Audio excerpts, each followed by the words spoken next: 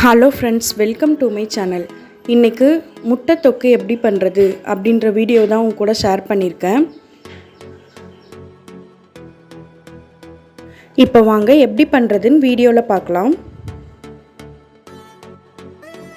பாத்திரம் நல்லா சூடானதும் ஆயில் சேர்த்துக்கோங்க. ஆயில் நல்லா சூடானதும் கடுகு உளுந்தம் பருப்பு போட்டு தாளிச்சுக்கோங்க. கூடவே 2 பச்சை மிளகாவை பொடியாக கட் பண்ணி வச்சுருக்கேன், அதையும் சேர்த்து தாளிச்சிக்கலாம். அது கூடவே பெரிய சைஸ் வெங்காயத்தை நீல வாக்கில் கட் பண்ணி வச்சுருக்கேன், அதையும் உள்ளே சேர்த்து நல்லா வதக்கிக்கோங்க.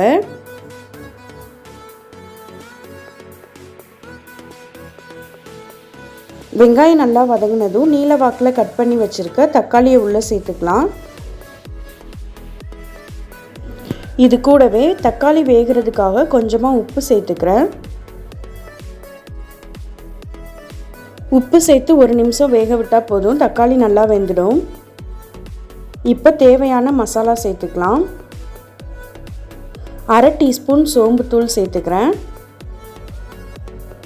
கூடவே 1/4 டீஸ்பூன் அளவுக்கு கரம் மசாலா சேர்த்துக்கிறேன்.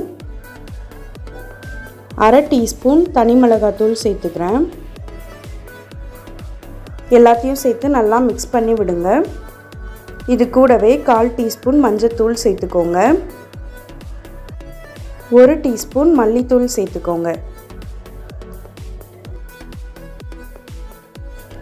எல்லாத்தையும் சேர்த்து நல்லா மிக்ஸ் பண்ணிவிட்டு மசாலா வேகிறதுக்காக கொஞ்சமாக தண்ணி ஆட் பண்ணிக்கிறேன்.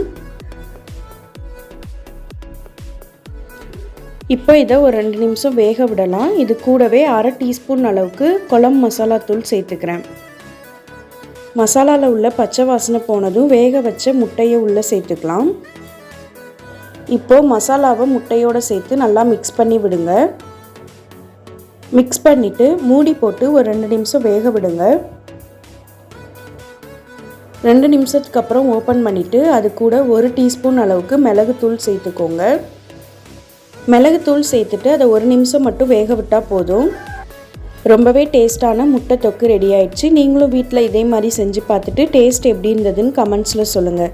நான் போடுற வீடியோஸ் பிடிச்சிருந்தா லைக் பண்ணுங்கள், ஷேர் பண்ணுங்கள், கமெண்ட் பண்ணுங்கள். தேங்க்யூ.